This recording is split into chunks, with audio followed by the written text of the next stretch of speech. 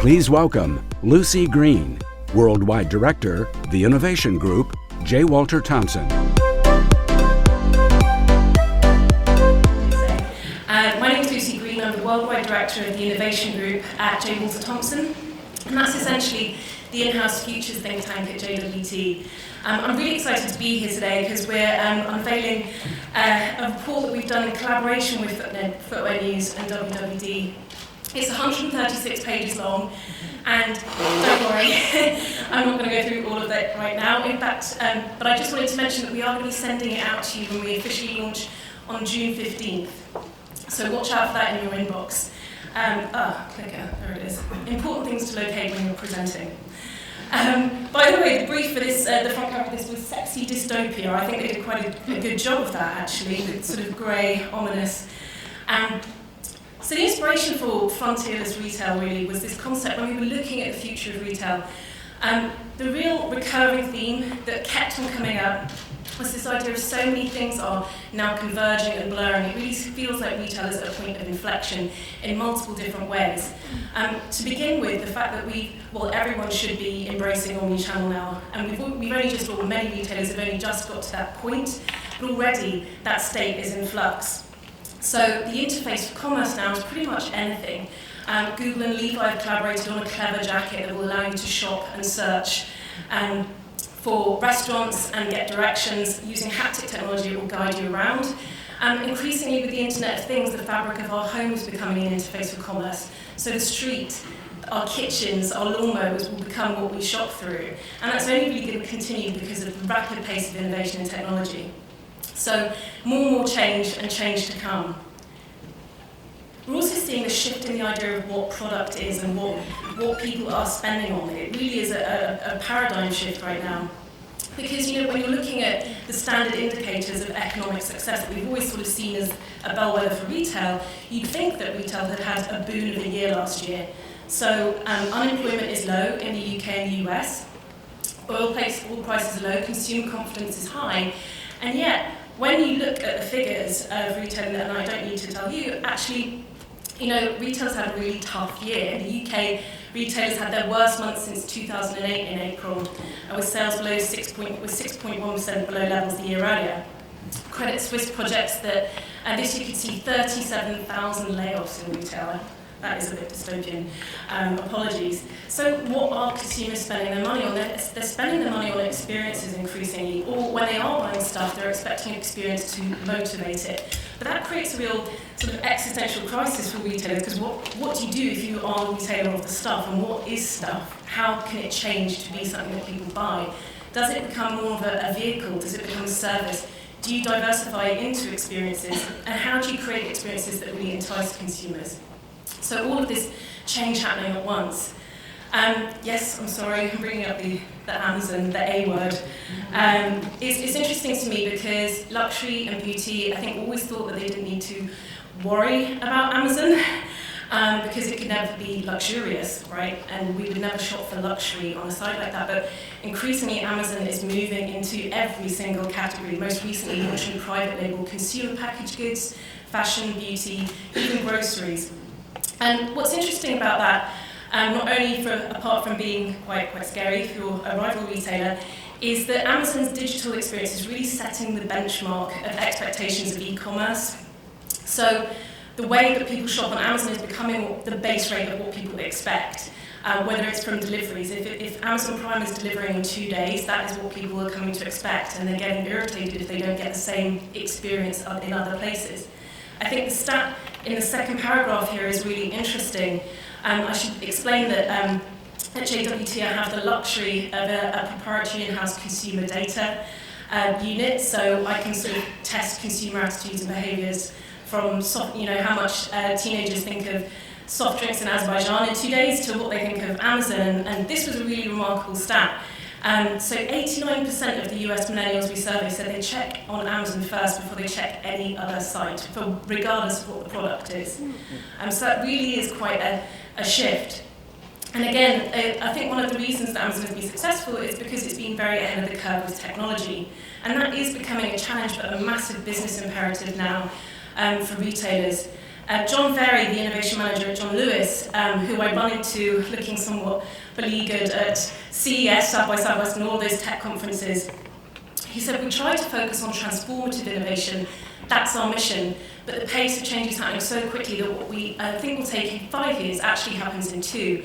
And that reminded me of what Pierre was saying. You know, the fact is it's really difficult to be futuristic now because change is happening in half the time. Platforms and businesses that seemed very small and maybe not a threat to traditional existing business are scaling really, really quickly. I'd use the Gillette versus Dollar Shave Club example. Dollar Shave Club scaled rapidly and Gillette did not take it seriously and then found that it was taking market share and it's had to create and replicate that direct-to-consumer subscription model. So adapt to change and technology as well. Technology is at the core. So again, people laughed or commented on the CEO of Uniqlo, describing Uniqlo as a tech company, but now that's becoming more and more of a paradigm for many retailers. So L'Oreal now describes itself as a tech company, is modelling itself on a technology basis. So in terms of more areas of flux, we're seeing this idea of generation blur as well. Well, in general, blur between all consumers. We're sort of becoming, I sort of jokingly call it individualists. We construct our identity and we shop in very fragmented ways now. So again, 50-plus consumers are actually behaving more like millennials than millennials in some ways now. They're the fastest growing members of social networks. They're shopping on e-commerce, on m-commerce. So really the traditional distinctions by how we perceive consumer behaviours are really collapsing. The consumer is also becoming much more diverse ethnically and culturally, and that's never been more so apparent when you look at Generation Z. So Generation Z are 12 to 19-year-olds, and they're the most ethnically diverse to date. They are individuals to their core, and really fun for you guys, they don't differentiate by brand, they're brand critical, and they're the first true digital natives, so they actively research the behaviours of brands. They want deliveries now. They do love the store experience. But they also are showing really different behaviours in terms of their attitudes to gender and sexuality. And again, seeing that as much less of a definer of how they might consume. So the idea of pink and blue environments or products really is in flux with this group. You've got Jaden Smith wearing nail polish and skirts to the prom with his girlfriend. And you've got Miley Cyrus, who's a Generation Z poster girl, saying she no longer identifies with traditional gender binaries. So all of these are real challenges ahead of you if you want to really harness teenagers as they come of age. Again, the idea of influx and borderlessness. People are shopping internationally much more, even on e-commerce, so relaxed trade restrictions are meaning that you are able now to literally shop the world. We've had Alibaba mentioned earlier, who are investing heavily in Hollywood and also just invested in Magic Leap. But also, US consumers can now shop for, it's been risen from $200 to $800 on international e-commerce sites. So hence, I can buy shoes from Bowden in the UK, which is exciting. Actually, the UK has come up as the third biggest destination for international e-commerce now. But it's happening in the US too. Over 50% of US consumers now shop online at foreign sites. And then you also have phenomena like Farfetch, which has ships to 190 countries now. So I mentioned peak stuff earlier to Pierre. There is this sort of rising notion that this sort of rapid pace of consumption and our need to acquire things is actually in flux. And like the idea of ownership is in flux. I mean, we all know about the sharing economy, but actually the idea of buying things is becoming sort of much more considered. Ironically, the term peak stuff was coined by someone from IKEA. Albeit the sustainability officer, but IKEA is really having to respond to this by injecting much higher quality into the furniture that it makes. So there's been a real emphasis on building in quality, not quantity, and volume and churn. But also rethinking what the store is like. They're actually making their stores more about food and lifestyle destinations, increasingly as their new strategy. But peak stuff is also starting to bleed into apparel. And yes, accessories. So athleisure wear has been the boom for many years, but we're actually seeing signs that is sort of starting to slow, Beyonce notwithstanding. Same for, the CEO of M&S just said that women in the UK, 60% said they shop less than they did 10 years ago. And again, threading through that is this idea of people really seeing the connection between their sustainable footprint as well. I mentioned this before, so experience economy. This is having a multitude of different impacts. Not only are consumers spending more, particularly millennials, spending more on concerts, on music and food, and it's become part of this curated, projected identity. This has become the social currency that they spend on, but they also expect brands and retailers to provide experiences. Right, I've got the orange light, so I'll get through this quickly. People are adapting to this in different ways, though. So you're seeing commerce becoming more focused on how can we help you mend this. Adidas has created a shoe that is able to shrink and reform for infinity. But when people are buying stuff, the impulse definitely is, and set again by Amazon, is to make it as easy as possible. So forget it being like 3 days or 4 days. Amazon Prime can shop in 1 day. In 27 major cities in the US. Uber started offering 1 hour delivery with Starbucks in Manhattan. American Apparel and Everlane have also been trialing 1 hour delivery. So can you optimize for that? We're also seeing how people interact with commerce changing. Increasingly, it's going to be verbal. So talking about attention span, Generation Z's have a 7-second attention span, and they're multi-screening already. And then they're going to be talking on top of that with their shopping with Amazon Echo. I think that's a really interesting thing to consider. So the new store role, it's not the death of stores. Stores are really important, but really they're becoming less about transaction, purely about experience. As you'll see with Samsung, Samsung's massive meatpacking district store, you can't actually buy anything. It's 100% about being a digital playground, and that really is what the store will become about. As Tony Chambers said, you know, we'll be so inundated with digital noise all the time that actually the physical experience of the store will be like a luxury experience. Frank Rose, who's author of The Art of Immersion, he's a really interesting guy. He talks a lot about digital storytelling, but he talks about how actually we're going to see a sort of parting of the ways in retail. So anything that's utility or that needs refilling all the time, kind of Amazon's going to own that. But conversely, indulgent retail will only become more important. The physical store format, emotion, and entertainment will become more and more important, he says. So a few areas that retailers are wrapping in experience in, I'll just do these 3 examples. So Selfridges, yes, they're selling athleisure, as you'll see, but they've actually given away their space this summer to create a whole well-being zone. So people will be doing immersive digital yoga and cycling. And it's a service and an experience, but in so doing, it's motivating purchases. Very clever.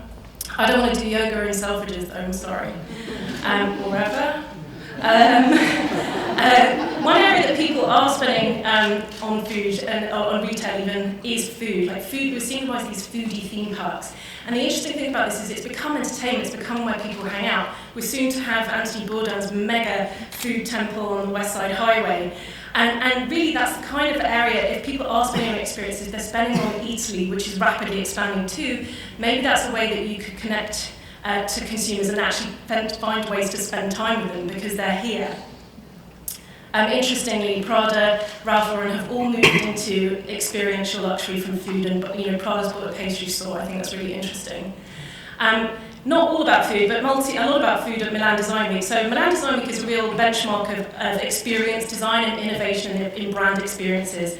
And it was all centered on food this year. But truthfully, brands are really becoming much more brave and experimental with the kind of experiences they offer. They're becoming entertainers. They're teaming with scientists, with creatives, to create multi-sensory, synesthetic landscapes, and increasingly doing immersive VR experiences as well, so real immersive experiences to entice consumers, and maybe they'll buy some shoes afterwards, here's hoping.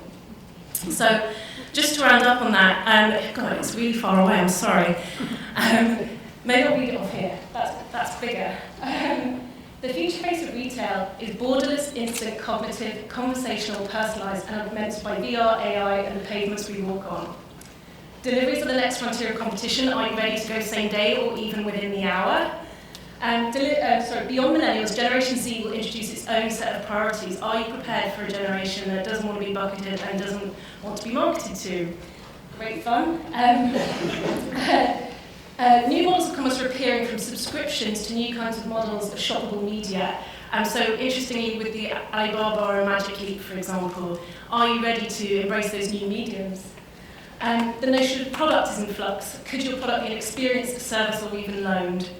and consumers are prioritising experiences. Could you deliver compelling, transformative and immersive experiences in your stores? So just if this appeals to you, just in a general, so we do produce research on consumer futures and lifestyle futures in all different lifestyle verticals, and it's all published lovingly on jwtintelligence.com, and it's free apart from the big reports. So I really recommend, in a shameless plug, that you visit that. But as I said, the 136 Stonker Over report is going out to you guys on the 15th, and it includes a deep dive on China, actually, with original nationally representative consumer data. So we're excited about that. Cool, thank you very much.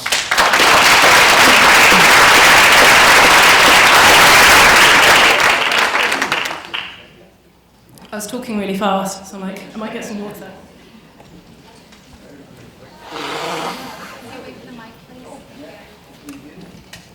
So given all of your research and great findings, just sort of summing everything up, what advice would you give to sort of a young brand or consumer, or I'm sorry, young brand or designer looking to open their first store? How would they take all of this in and really pay attention to the fast-moving consumer and really achieve that shopping experience? A couple of things. I think, and this came up earlier this morning, I think the idea of storytelling and also having brand meaning is really important. People are really expecting more than ever from brands now. They're expected to be curators of experiences, they're supposed to be transparent, they're supposed to be instrumental of social good and live their values. So be bigger than the thing is one. Two, I think what's really interesting is this idea of direct-to-consumer at the moment. Because what's nice about that, especially if you're a smaller brand, is that you really can control the consumer experience, and you can situate your product in beautiful content and storytelling content and really tell the story of that brand powerfully. And so you're seeing lots of smaller companies have a lot of success with that, which I think is really cool. So Rafa is a great example of that, for example.